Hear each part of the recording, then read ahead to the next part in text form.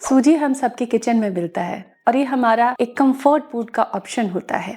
लेकिन क्या प्रेगनेंसी में सूजी फायदेमंद होती है? हर केसेस में, प्रेगनेंसी के हर कंडीशन में, डायबिटिक लोगों के लिए, ओबीज लोगों के लिए, वेट वाले लोगों के लिए और जो महिलाएं कमज़ोर हैं, सूजी से आप अपने बच्चे को बहुत अच्छा न्यूट्रिशन दे सकती हैं। तो आज की वीडियो में हम सूजी के जो पोषक तत्व हैं क्या होते हैं, जिससे आपको पता चलेगा कि सूजी को कब इस्तेमाल करना चाहिए। इसके अलावा सूजी की कुछ रेसिपीज की भी बात करेंगे, खाने के तरीकों की भी बात करेंगे, बच्चे को सूजी से किस तरीके से फायदा पहुंचता है, ये सब कुछ जानेंगे। तो फ्रेंड, सूजी केवल एक कंफर्ट फूड नहीं है, क्लिनिकली प्रूवन एक एनर्जी गिविंग फूड है और प्रेगनेंसी में इसके ढेर सारे फायदे। आइए आज की वीडियो को डिटेल में देखते हैं।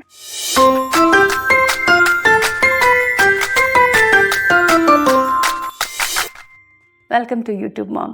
आशा है आपने चैनल जरूर सब्सक्राइब किया होगा। सूजी गेहूं का ही एक प्रोडक्ट है और ये इंस्टेंट एनर्जी देने का काम करता है। इसमें प्रोटीन भी पाया जाता है कार्ब्स के साथ साथ। इसके अलावा फोलेट, B9, B6, मैग्नीशियम आदि न्यूट्रिएंट्स पाए जाते हैं। प्रेगनेंसी में सूजी की बात मैं कर क्यों रही हूँ? इसलिए कर रही हूँ कि प्रेगनेंसी के सेकेंड और थर्ड ट्रिमेस्टर में आपको 300 से 500 के बीच calorie, extra calorie, additional calorie की नीड होती है।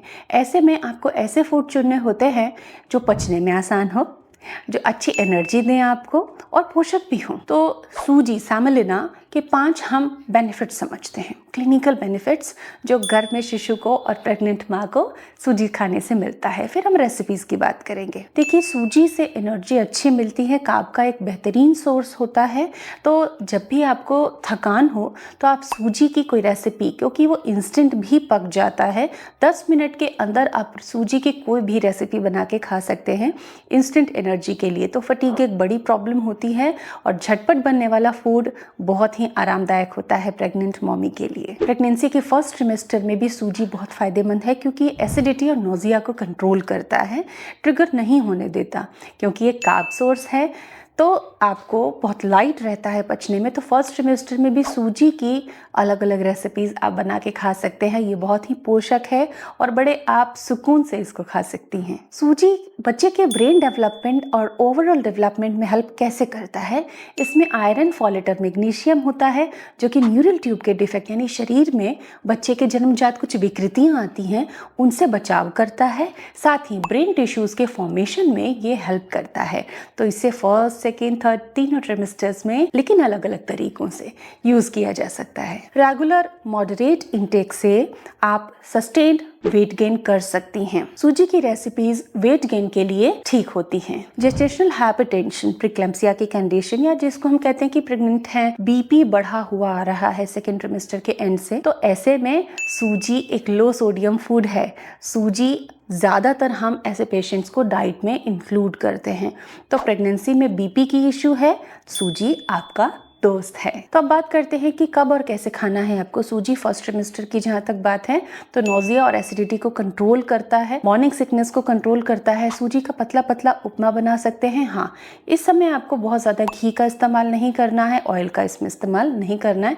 मिनिमल ऑयल एंड घी में आपको इसको यूज़ करना है कुक करके। इसमें आप सब्जियां डाल सकती हैं, जो भी सब्जियां आप टॉलरेट कर पा रही हैं। याद रखिए, फर्स्ट ट्रिमेस्टर में सूजी का हैवी हलवा या बहुत घी डालकर जो भी रेसिपीज तैयार की जाती हैं वो आपको यूज नहीं करना है। सेकेंड ट्रिमेस्टर से एनर्जी डिमांड बढ़ती है, कैलोरी की नीड बढ़ती है, आपको बार बार भूख लगती है, आप एकदम एग्जॉस्ट हो जाती हैं।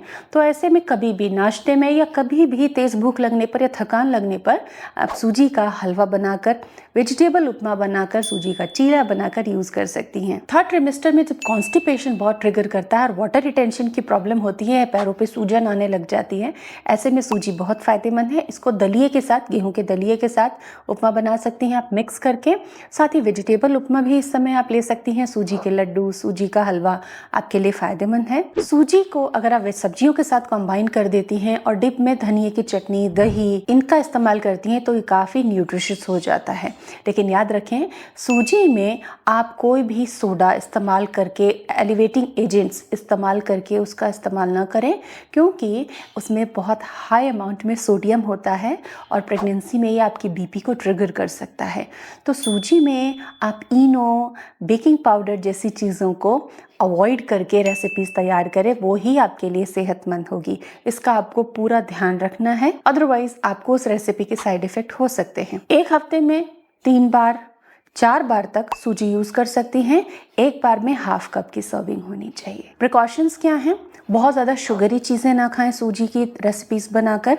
इसके अलावा जिनको ग्लूटेन से प्रॉब्लम है वो सूजी से बचें। और मार्केट में सूजी के इंस्टेंट जो फूड मिलते हैं कि बस गर्म पानी डाला, मिक्स किया एंड आपकी रेसिपी इंस्टेंट तैयार, ऐसी चीज़ों से बचें। आप ऑर्गेनिक सूजी परचेज कर सकते हैं और घर में उसकी हेल्दी रेसिपी बना सकते हैं। Hope it helps you stay fit.